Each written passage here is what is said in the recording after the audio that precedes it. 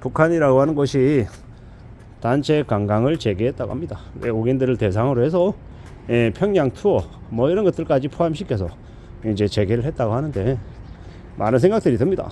한때 한국에서 이제 남북 경협하면서 금강산 관광을 되게 많이 갔었죠. 뭐 무지하게 많이 가서 그 당시에는 금강산 다니는 게, 금강산 한번 갔다 오는 게 그냥 웬만한 나이 드신 분들의 그냥 코스였다라고 얘기할 정도였습니다. 근데 이제 남북 관계가 얼어붙고 난 이후에 이제 그런 것들이 많이 사라졌죠. 그리고 이제 지금은요, 남과 북의 관계가 많이 좀 멀어져 있는 상태입니다.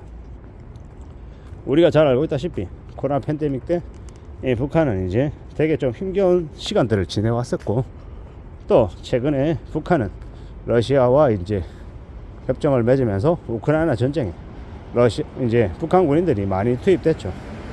지금 와서 보면 우크라이나 러시아 전쟁에 가장 수혜를 입은 이들은 북한인 것 같습니다. 그렇게 이제 북한은 러시아로부터 많은 것들을 받게 되고, 이제 북한 뒤에 뒷배가 러시아로 이렇게 자리매김하고 있는 이상, 한국은 이제 또 이제 하나의 이제 위축된 모습을 이제 갖는 것 같습니다. 앞으로 한국이라고 하는 나라가 의도하건 의도하지 않건 북한과의 이제 관계 개선은 있을 수밖에 없는 것 같습니다. 근데 우리가 북한을 볼 때요, 어떻게 보이십니까? 북한이라고 하는 나라는 좀 심하게 얘기하면 돈만 요구하는 거짓대와 같은 이들이죠. 현재는 우리의 뭐 동포다, 같은 핏줄이다, 뭐 이런 것들보다 더 냉정하게 생각해야 되는 건 경제적인 부분이라고 봅니다.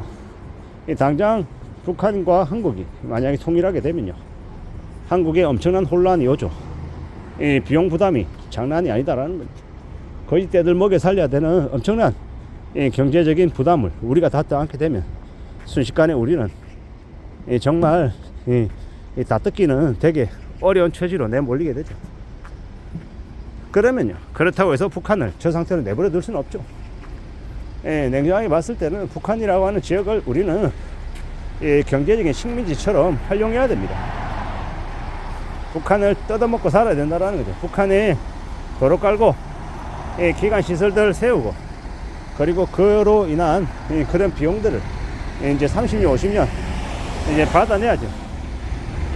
그리고 북한에 있는 무수히 많은 사람들 정신개조시키고 일시켜서 값싼 노동력을 이용해서 메이드 인 코리아 붙여서 또 다른 나라로 수출하고 하는 그런 것들도 해야 되고, 그들에게 최소한의 소비력도 갖추게끔 해야 돼서 그들을 대상으로 또 내수도 또 넓혀야 되고, 여러 가지 활용도가 있어야 된다라고 봅니다. 당장에는 아마 관광 쪽 분야도 제의가 되지 않겠나라는 겁니다. 해외를 대상으로, 전 세계를 대상으로 관광 코스를 북한만으로 하는 건 되게 볼거리도 없고 해외 관광객들에게 흥미도 주기 어렵죠.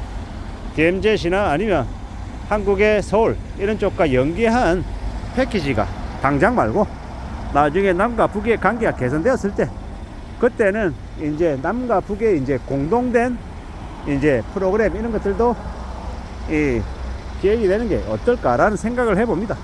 전제 조건은 북한이 개방되었을 때, 그리고 우리가 북한을 압도하는 그런 이제 우리의 컨트롤 아래 북한이 놓여졌을 때 말입니다.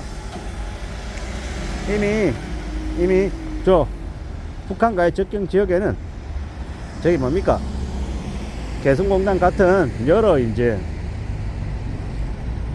공장 지대를 만들 수 있는 그런 터가 이미 확보가 되어 있고, 이제 도로도 언제든지 열기만 하면 바로 운영 가능한 형태로 이미 구비가 되어 있는 걸로 알고 있습니다.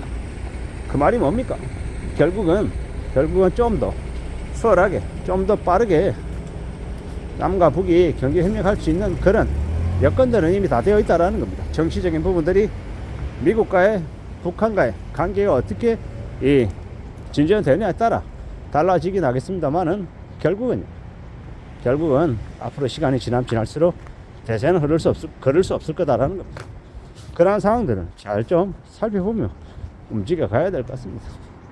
소홀하지 않을 거고 만만하지 않는 건 분명한 사실이고, 그럼에도 불구하고 또 헤쳐나가야 될 것이고 다져나가야 될 것이고 여러 가지의 것들이 아마 필요할 겁니다. 전제 조건들 말입니다.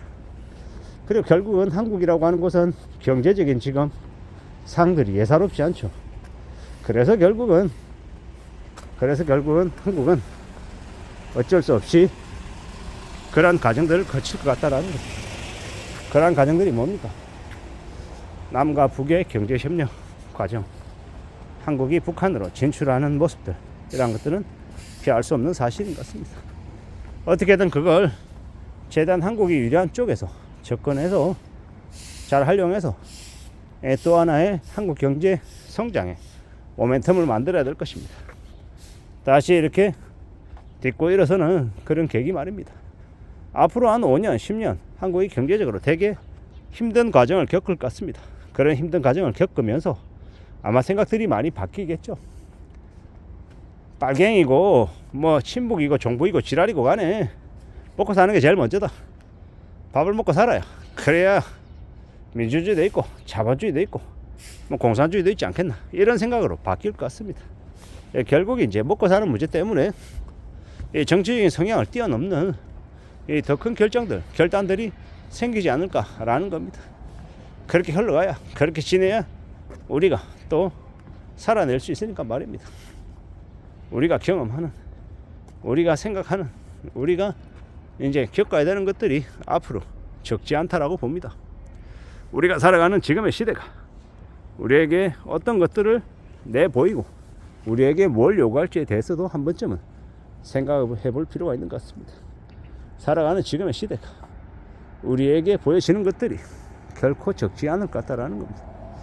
잘 생각하고 지내보자고요. 잘 움직여보자고요. 우리는 언제 어느 때든 좀 더 마음을 굳게 먹고 단단히 지내야 될 것 같습니다. 살아간다라는 게, 산다라는 게 참 수월하지 않은 것 같습니다. 오죽하면 북한에 대해서 관심을 가져야 될 정도로 지금의 상황이 녹록지 않다라는 겁니다. 그리고 우리가 원하든 원하지 않든 2025년 하반기부터 북한 이슈로 우리가 빨려 들어갈 것 같습니다. 그렇게 되면 좀 더 많은 논의와 좀 더 많은 이 이야기들이 있지 않을까라고 생각합니다. 두고 봐야죠. 어떻게 흘러갈지, 어떻게 진행될지를 말입니다. 이 북한 관련한 이슈에 대해서도 관심을 가질 필요가 있겠다라는 말씀을 드리고 싶습니다. 이상입니다.